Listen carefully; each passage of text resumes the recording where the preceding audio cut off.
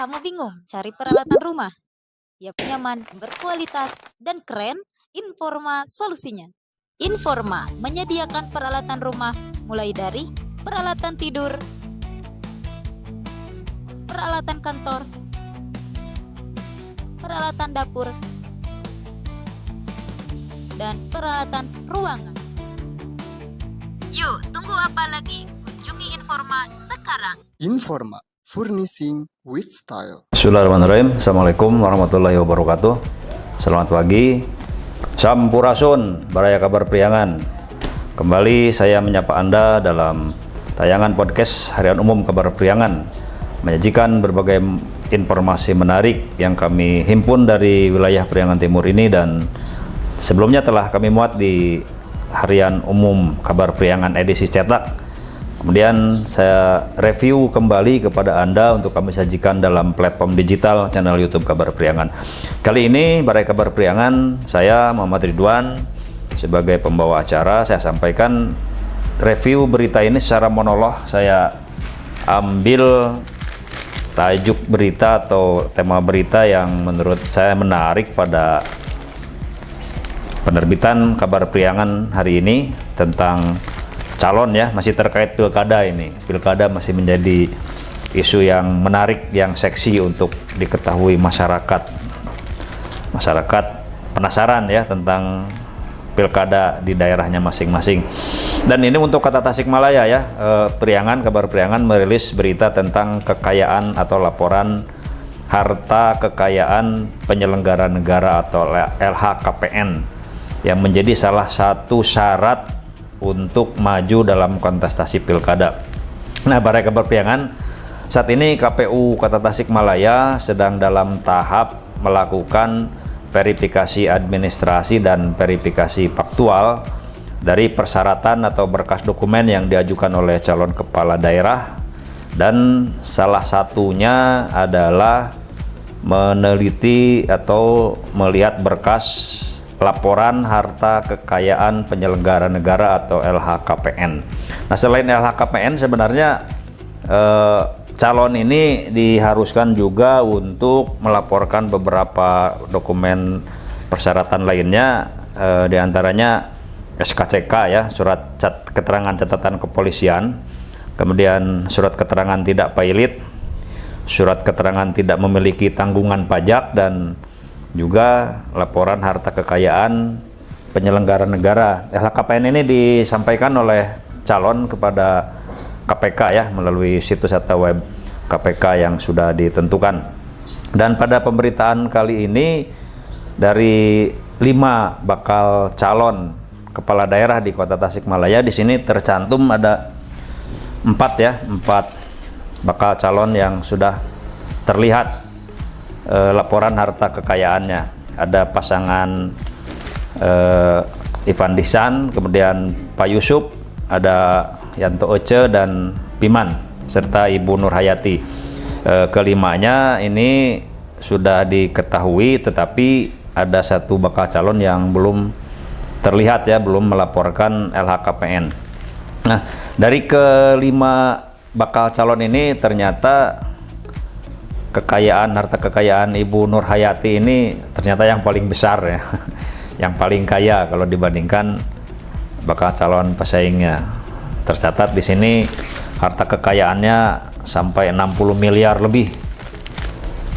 Nah, ini tidak mesti saya rinci satu-satu, tapi secara total saja Ibu Nur Hayati ini kekayaannya 60 miliar lebih, kemudian disusul oleh Pak Piman Al-Farizi dengan total kekayaan 10 miliar lebih, 10 miliar, 6 miliar ya, 10,6 miliar kekayaan Piman Al-Farizi ini. Kemudian disusul oleh Ipan Disan.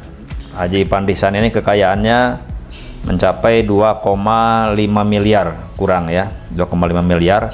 Dan kemudian disusul oleh Pak Muhammad Yusuf dengan total kekayaan 1,35 miliar. Nah, ini untuk Pak Muhammad Yusuf, mohon maaf di sini yang tercantum laporan kekayaan itu di bulan November 2022 ya. Jadi laporan kekayaan pada akhir Pak Yusuf ini dulu menjabat sebagai wali kota. Kalau Pak Ivan Disan, kemudian Ibu Nur Hayati dan juga Piman, ini laporannya sudah benar di Desember 2023, yang batas akhir pelaporannya itu kemarin tanggal 31 Maret 2024. Nah, tentu ini Balai Kabar Priangan menarik ya dari pemberitaan ini. Pertama, ada bakal calon yang belum melaporkan harta kekayaan penyelenggara negara atau LHKPN ke KPK. Ini memang kalau saya kaitkan dengan informasi dari KPK ya, bahwa masih ada di seluruh Indonesia ini masih ada sebanyak 107 calon kepala daerah yang belum melengkapi LHKPN atau belum melaporkan LHKPN. Jumlah kepala daerah sendiri di Indonesia ini seluruhnya ada 1.432 calon kepala daerah, dan dari 1.432 calon kepala daerah tersebut sebanyak 1.325 sudah melaporkan harta kekayaannya, dan artinya itu masih ada 107 calon kepala daerah yang belum melaporkan harta kekayaannya. Apakah ini termasuk juga calon kepala daerah di Kota Tasikmalaya tadi yang belum melaporkan harta kekayaannya, yaitu untuk calon Kang Yanto Oce ya, yang belum melaporkan. Apakah sedang dalam proses atau sudah sejauh mana pelaporannya, kita tunggu saja. Mudah-mudahan ini KPU bisa terus menstimulan ya untuk pelaporan kepada yang bersangkutan, karena sampai tanggal 22 September ini harus sudah selesai, karena tanggal 22 September ini tahapannya sudah pada penetapan bakal pasangan calon menjadi pasangan calon. Nah, Balai Kabar Priangan semua harus diketahui bahwa pelaporan harta kekayaan ini menjadi hal yang wajib dilakukan oleh kepala daerah, karena tentu bukan tanpa tujuan ya, banyak manfaat yang diperoleh dari LHKPN, terutama sebagai pertanggungjawaban kepada publik. Yang pertama, dengan pelaporan LHKPN itu menunjukkan bahwa yang bersangkutan itu menunjukkan kepatuhannya kepada aturan negara, dan LHKPN ini sudah ditetapkan dan diatur dalam Undang-Undang Nomor 28 tahun 99 tentang penyelenggara negara yang bersih dan bebas dari korupsi, kolusi, dan nepotisme. Kemudian juga diatur dalam Undang-Undang Nomor 30 tahun 2002 tentang Komisi Pemberantasan Tindak Pidana Korupsi, dan lebih jauhnya diatur di dalam Undang-Undang Kepemiluan sebagai persyaratan kepada yang bersangkutan ketika mengikuti kontestasi pemilu, apakah itu pemilu legislatif ataupun kepala daerah. Nah, yang kedua, selain menunjukkan kepatuhan kepada aturan, juga dengan LHKPN ini sekaligus sebagai instrumen untuk melakukan kontrol ya, pengawasan harta kekayaan penyelenggara negara. Jangan sampai nanti penyelenggara ini melakukan pengayaan diri sendiri, memperkaya diri sendiri dengan memanfaatkan anggaran dari jabatan yang dikuasainya, yang dipegangnya, memanfaatkan anggaran negara untuk memperkaya diri sendiri, sehingga nanti semakin bertambah dan menumpuk harta kekayaannya dalam peningkatan yang tidak wajar. Melalui LHKPN ini sekaligus menjadi instrumen sekali lagi untuk mengawasi penyelenggara negara tersebut.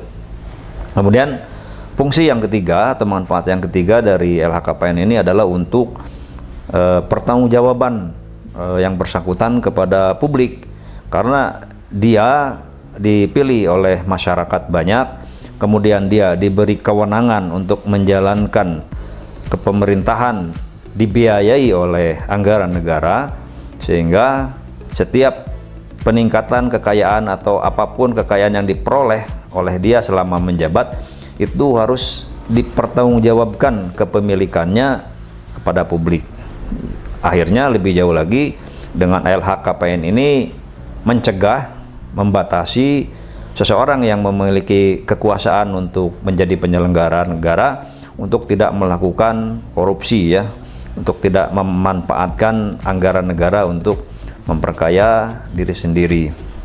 Jadi itu manfaat LHKPN, dan kita tunggu nanti informasi dari KPU Kota Tasikmalaya ini, karena KPU Pusat berharap bahwa pelengkapan berkas LHKPN ini kepada KPUD, apakah itu di provinsi atau di daerah, mereka menunggu laporan dari KPU daerah apakah setiap calon kepala daerahnya sudah melengkapi berkas persyaratan LHKPN tersebut atau belum. Itu para kabar persidangan sedikit tentang laporan harta kekayaan penyelenggara negara.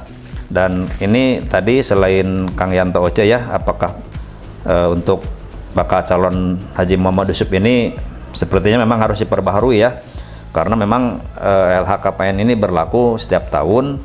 Ketika Pak Muhammad Yusuf baru mencantumkan LHKPN-nya di November 2022, artinya yang 2023 ini belum cantum. Apakah proses pengisian aplikasi di pelaporan LHKPN sudah dilakukan atau belum, kita tidak tahu. Mudah-mudahan yang dua bakal calon ini yang belum melaporkan bisa segera terpenuhi sebagai bentuk persyaratan untuk ikut kontestasi pilkada. Jangan sampai gara-gara persyaratan administrasi ini lantas menghambat kepada yang bersangkutan untuk kemudian gugur ya atau batal dalam pencalonan. Ini nanti dampaknya kontestasi menjadi tidak seru ya, karena berkurangnya jumlah calon kepala daerah yang berkontestasi nanti. Demikian ya para kabar persidangan semua untuk kita pahami tentang LHKPN bagi calon kepala daerah. Demikian dari saya, wabillahi taufiq wal hidayah.